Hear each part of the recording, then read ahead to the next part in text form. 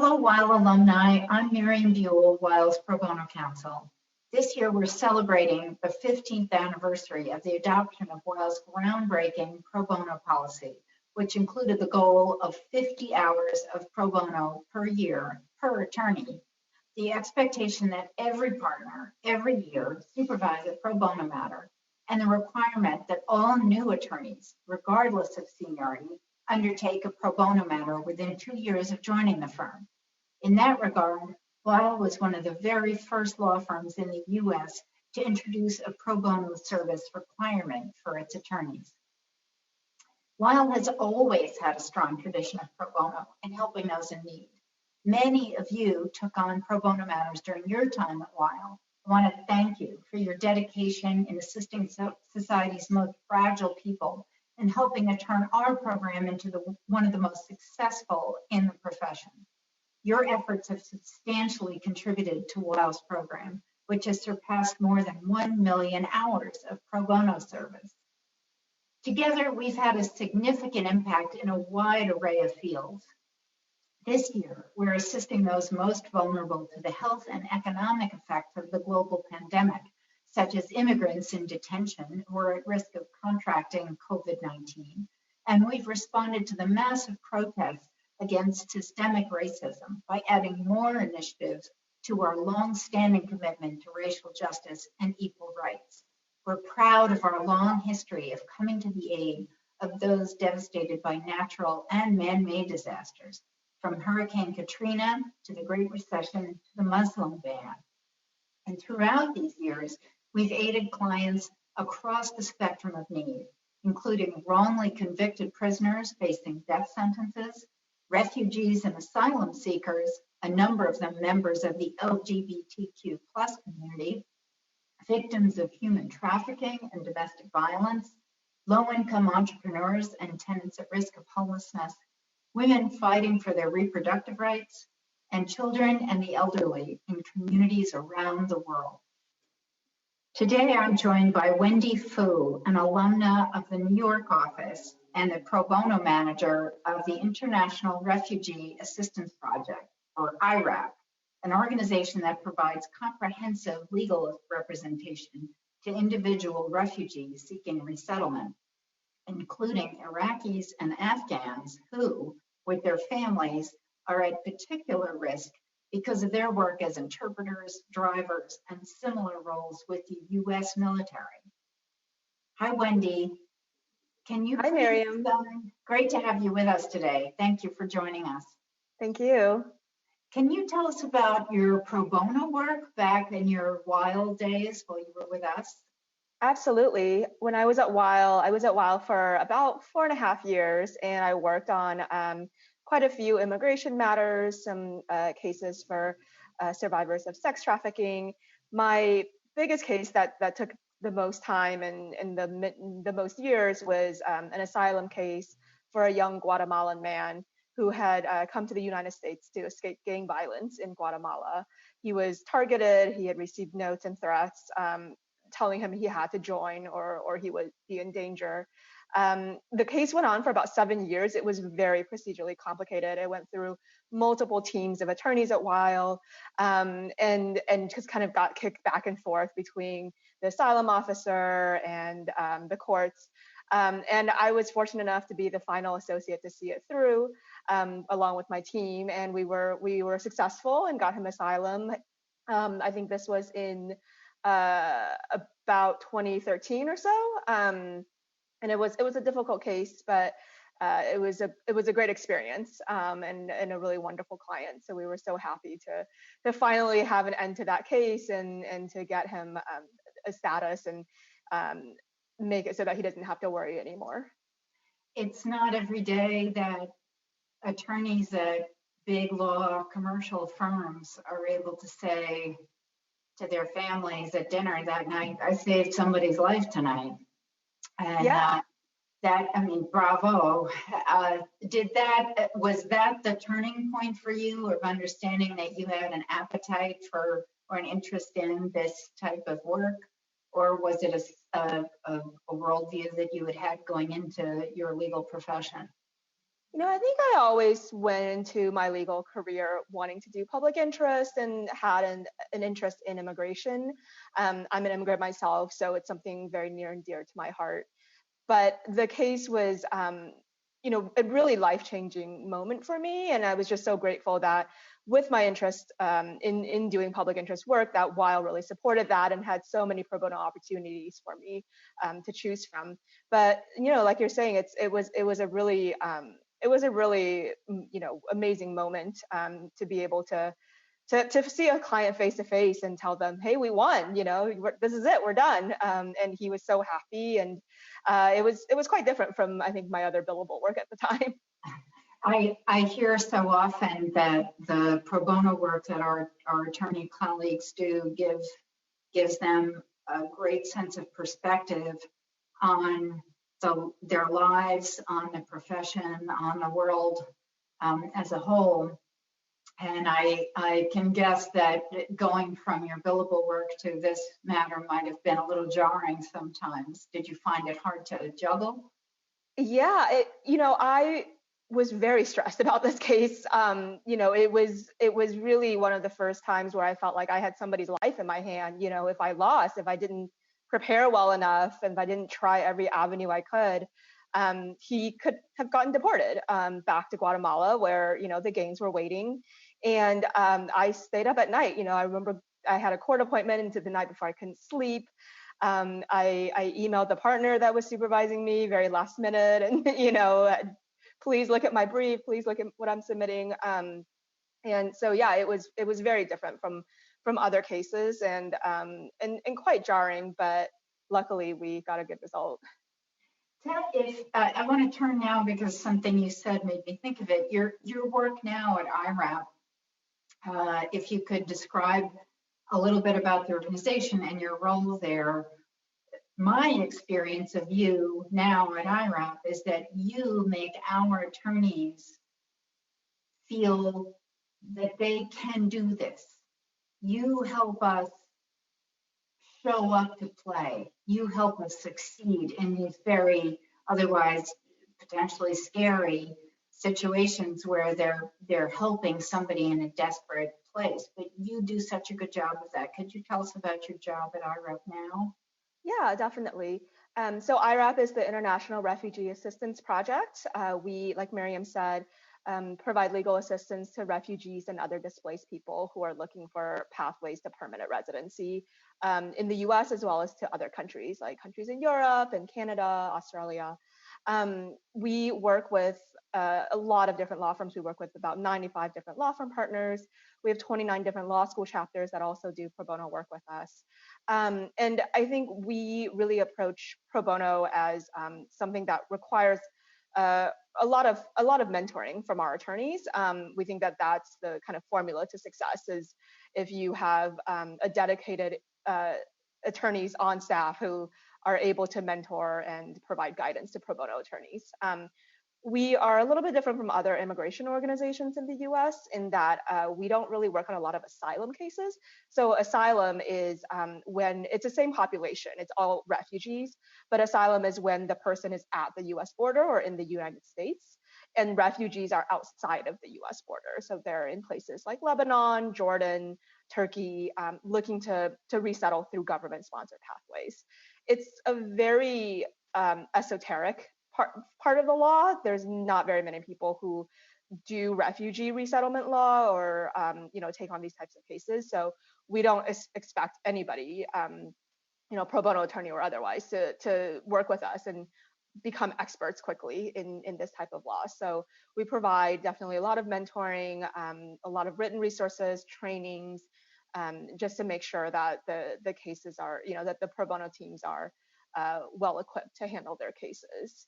I think it's something that we work very hard at, and I'm really proud of our pro bono program at IRAP and just the amount of resources and the amount of time that our staff attorneys devote to mentoring pro bono. You have a superb pro bono program at IRAP.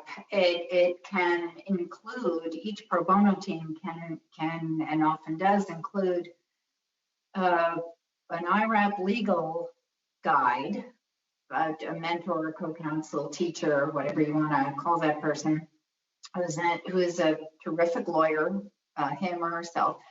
Then the law firm partner, supervisor, then the law firm associates, because they're usually 2 or 3 on each matter, and often law students at an IRAP clinic. And I think at this point, there are more than 30 clinics at top law schools around the country, correct? 29.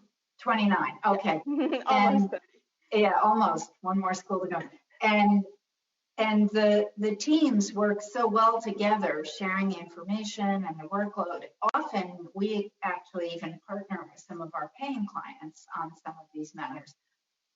So everybody has a role to play. The matters, unlike your asylum matter, which took 7 years, sometimes they go 2, 3, 4 years, a little bit shorter. But the work involved is able to be done from somebody's desk on papers. So we've had a strong contingent of corporate attorneys do these matters.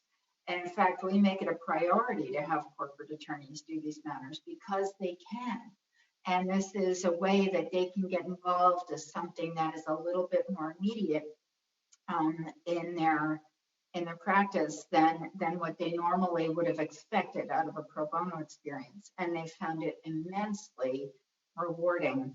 And our squad of IRAP experienced attorneys at Weil has expanded so enormously that they often share information with each other.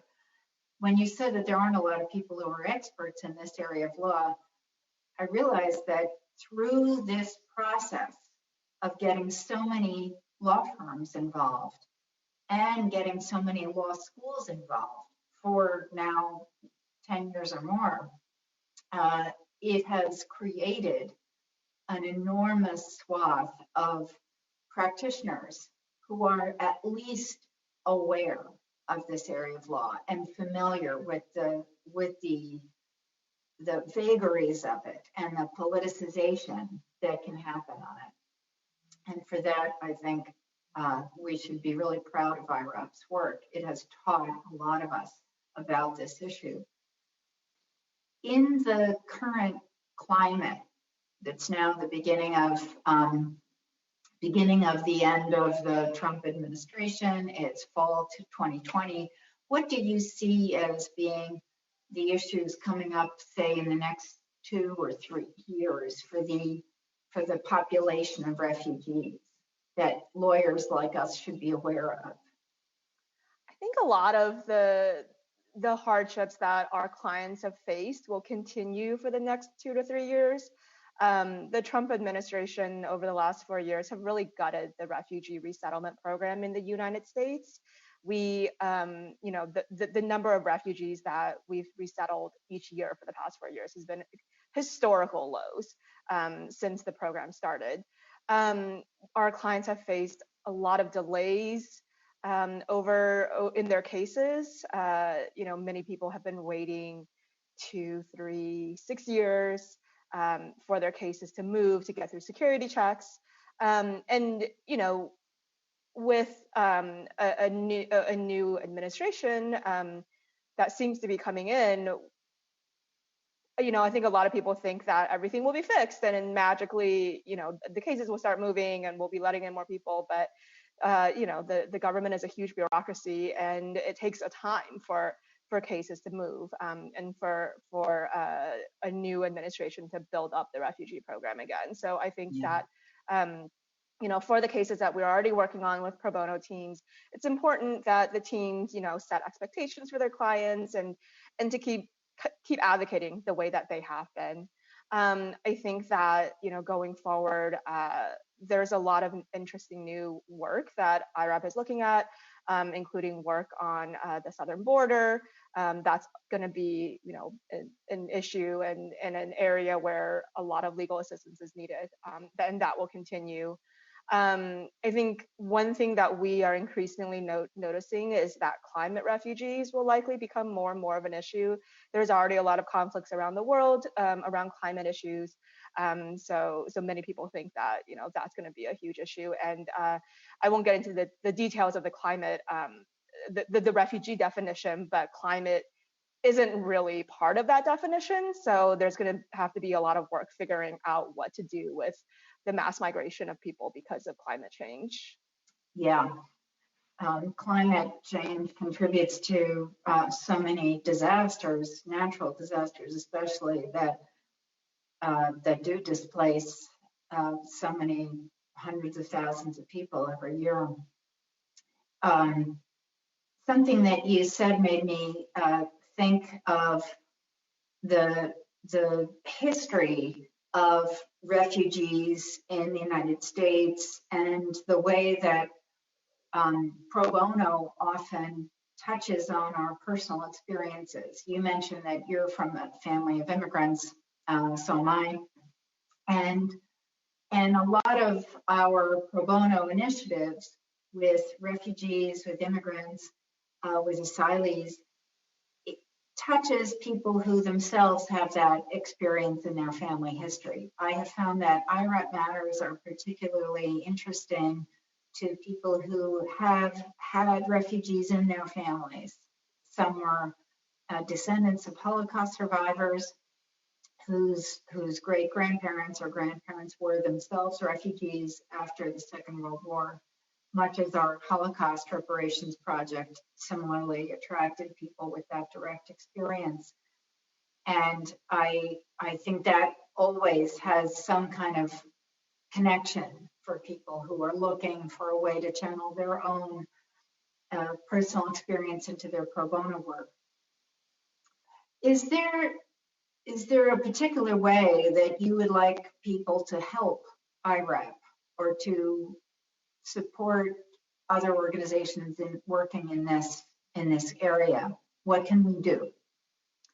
Yeah, I think for, in particular for Weil alumni who are working at other law firms or even as in-house counsel, you know, we work with many law firms around the world, really.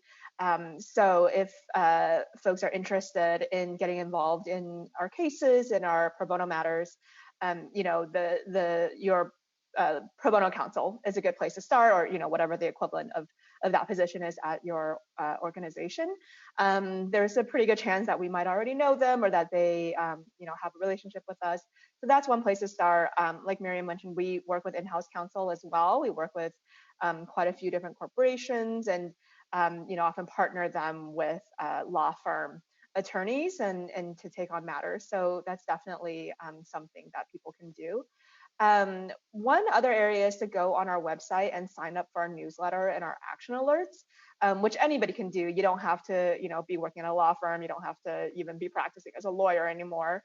But we often send out a lot of just updates on our cases. We have a really active strategic litigation department, so we'll send out, you know, updates on what they're doing. And we also have a policy department that's really active and sends out a lot of action alerts to our listserv. So that's a great place that everybody can get involved, is to sign up for those. You know, we'll send out alerts to call your congressperson or, you know, write an op-ed, something like that. And so I think that's can be often a really impactful and also, you know, low lift way to do some advocacy, because advocacy in the refugee space is so important and it gets so much done. So I think that's that would be great if people would sign up for those action alerts. I feel it's important to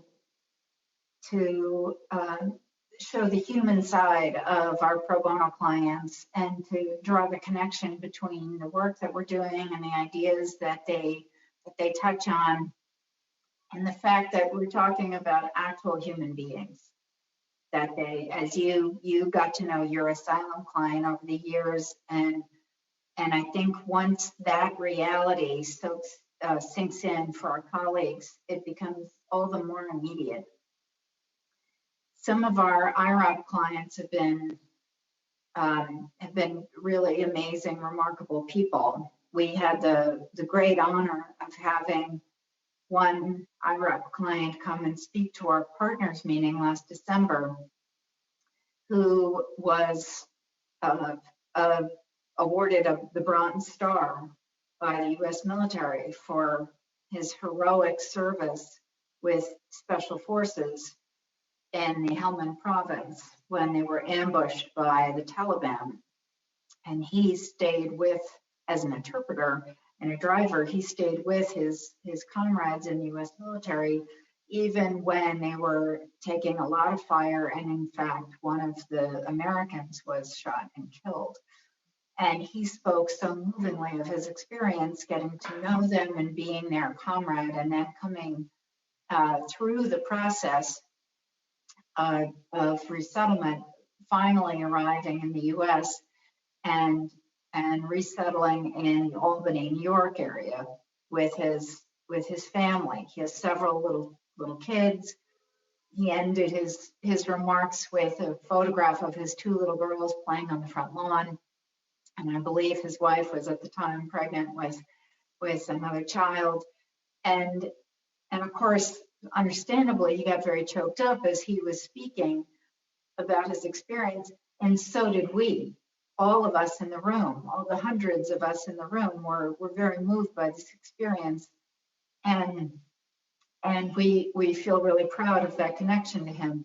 But I think each of these stories is equally moving, is equally horrifying, is equally important.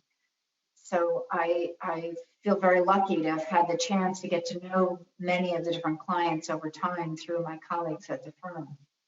Yeah, and I think one thing that people take away when they work with or meet, these clients, and one thing that we always notice with our clients and hope others do as well, is just how impressive they are. These are not helpless, uneducated people or anything like that. They're resilient, they're incredibly strong. These are people who figured out how to work with the US military, and who have figured out how to get out of a bad situation they were in, travel to a different country, start a life, and they're going through this incredibly burdensome bureaucratic system that is our immigration system, to be able to live somewhere and be safe and have their children be safe. So, I think we at IRAP think it's an honor that we're able to meet with them and to work with them. And I think a lot of our pro bono partners, end up feeling that way as well. It's just, these are incredible people, and to be able to help them in any way is, it's a great experience. Agreed. I feel that the IRAP as an organization has grown so much and is fascinating from any perspective. As somebody who's coordinating pro bono, as a colleague of yours, a former colleague of yours, and watching and learning about your role there. I'm also a board member, and I serve on the development committee as well, which is a huge honor. And I feel very lucky, very proud of that role. And I want to encourage our alumni to always think that way too, of getting involved as in the public service sphere, not necessarily doing pro bono legal service, but helping as a leader of the organization from a board leadership role. And indeed, at IRAP, it's been especially fun because of the broad variety of people on the board of the organization, and the way that it gives me perspective of of IRAP as a whole. Our two of our most recent board colleagues, Dennis McDonough and Samantha Power, have direct personal experience in the government arena. So does John Feiner as the chair of the board, and it's a lot of fun to hear and fascinating to hear about their experience. Have you learned about different roles in the government from them or from other people at IRAP that you work with? Yeah, I think we definitely benefit a lot from the experience of the members of our board who've been in government. We also hire quite a few staff who come from government, from refugee officers and asylum officers. And they definitely lend a whole different perspective to this work, and kind of give us information that is just so helpful in our fight. It's really interesting to see what they've seen on the other side, when we're so used to to being on this side, advocating and feeling like the government isn't doing enough. And to know that there are all these great people who work in government or come from government is really interesting, and it's fascinating to hear about their experiences and what's kind of really going on. Yeah, yeah. Well, Wendy, it's a great pleasure to talk to you and to share some of your work with my colleague alums and your colleague alums. We're so proud of what you do. We're really, really honored to have your time and attention today. Thank you so much. If any of you in the audience are interested in doing pro bono in any capacity, or if you're interested in IRAP in particular, please feel free to contact me, contact Wendy. We'll be happy to help you however we can to find the right fit for you. Thank you, Wendy. Miriam.